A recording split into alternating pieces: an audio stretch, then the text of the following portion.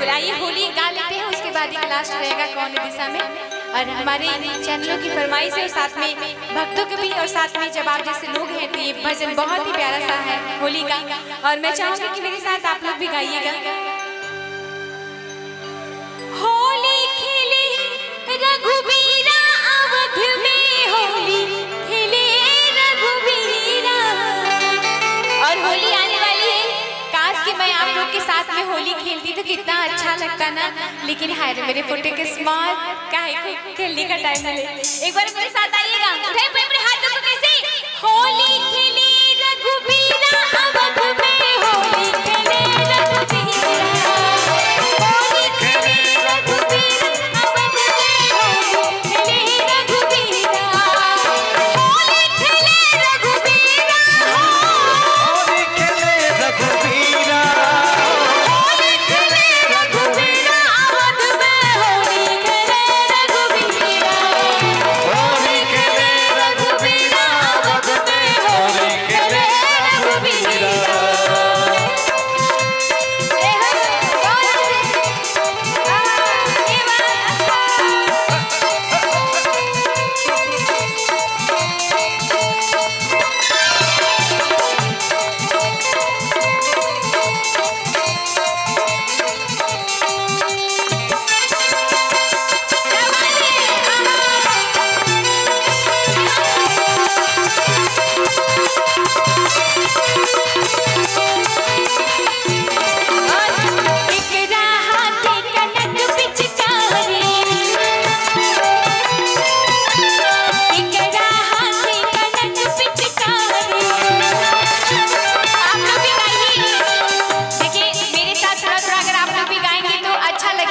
जब मैं बोलूंगी केकरा हाथे कनक पिचकारी तो आप लोग कहिएगा कनक पिचकारी, कनक पिचकारी, ठीक है? नहीं, अगर नहीं गाएंगे तो फिर मैं वहां पे चली जाऊंगी ना। केकरा हाथे कनक पिचकारी,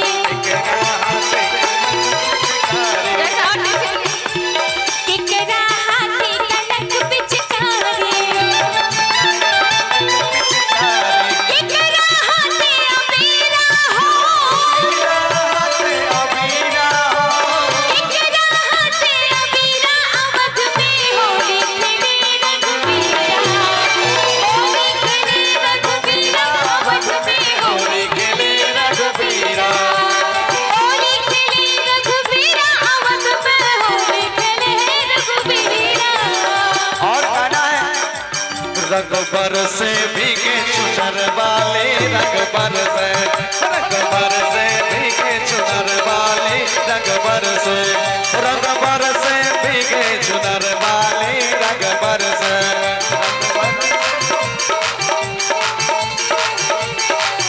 रंगबर से बिखरे चुनर वाले, रंगबर से बिखरे चुनर वाले, रंगबर से।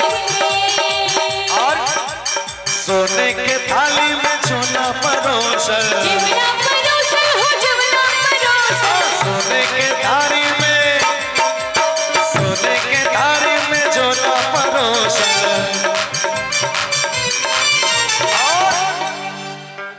खाई गोरी का यार, मेरी ताली बजनी चाहिए।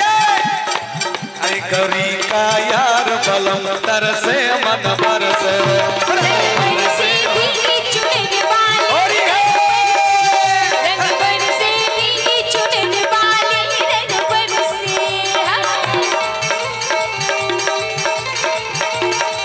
ओ होली खेले रघुबीरा अवध में, होली खेले रघुबीरा, होली खेले रघुबीरा अवध में, होली खेले रघुबीरा।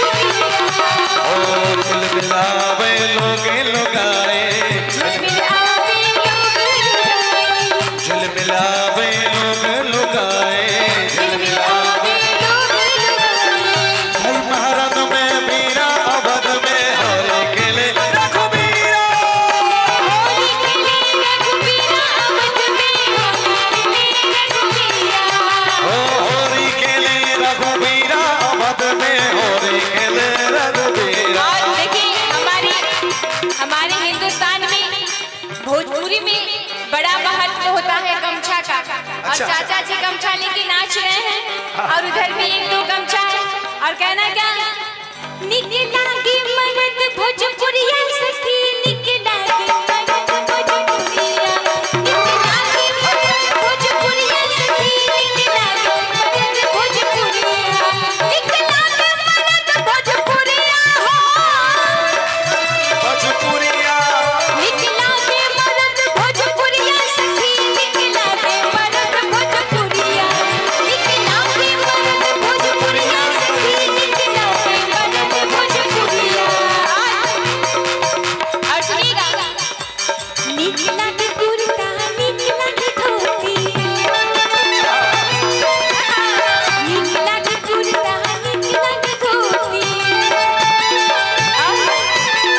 निकला के सर पे पगड़िया हो, निकला के सर पे पगड़िया हो, निकला के सर पे पगड़िया सखी, निकला के मरद भोजपुरिया, निकला के मरद भोजपुरिया सखी, निकला के मरद भोजपुरिया।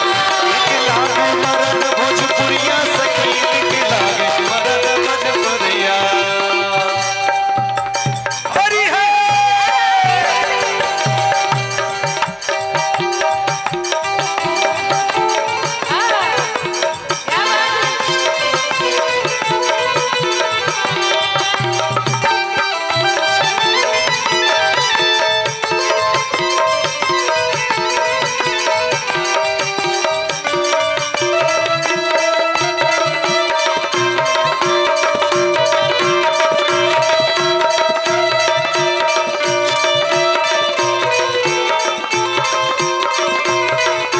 क्या बात है, बहुत सुंदर, बहुत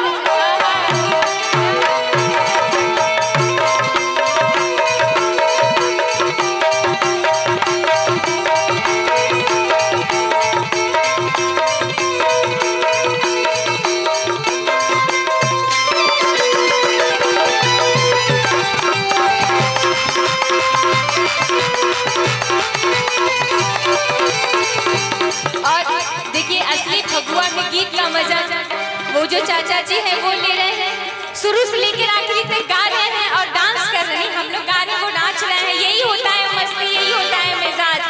नहीं तो उसके बाद यम्मा यम्मा यम्मा यम्मा, ये खूबसूरत समा, यम्मा यम्मा यम्मा यम्मा, ये खूबसूरत समा, बस आज की रात है जिंदगी, फिर हम कहाँ तुम कहाँ, बस आज की रात है जिंदगी, कल हम कहाँ तुम कहाँ।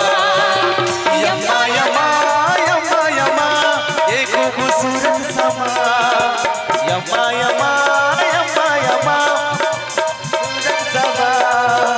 बस आज की रात है जिंदगी, कल हम कहाँ तुम कहाँ। बस आज की रात है जिंदगी, फिर हम कहाँ तुम कहाँ। मैं चाहूंगी कि जितने कमेटी वाले लोग एक बार अगर डांस कर लेते तो अच्छा लगता है। एक बार मैं चाहूंगी कि आप लोग आ जाएं, जितने भी येलो कलर में कुर्ता पहने हैं। और मैं चाहूंगा इस बार हमारे कमेटी के जितने भी मेंबर हैं भैया, आप लोग भी डांस करेंगे इस गाने में, मजा आएगा तभी। हाँ, जितने भी कमेटी के मेंबर्स एक बार खड़े हो जाइए, नहीं एक बार खड़े हो जाइए, खड़े अपने जगह पे खड़ा होना, फिर बैठ जाना भैया। अच्छा अच्छा, हम लोग क्या बात है, ये भी देखिए, ये भी। हाँ हाँ, इधर से एक बार खड़े हो जाइए भैया, अपनी जगह पे खड़े हो जाना है, एक बार खड़े हो जाए। और ऐसे भी कहा गया भैया कि जो एक बार भोलेनाथ बाबा के दरबार में नाच लेता है ना भैया, बाद में उसको किसी के सामने नाचने की जरूरत नहीं पड़ती है, खास करके बीवियों के सामने तो बिल्कुल भी नहीं। इसलिए आइए गाना एक नोट ऊपर कर दीजिए भैया।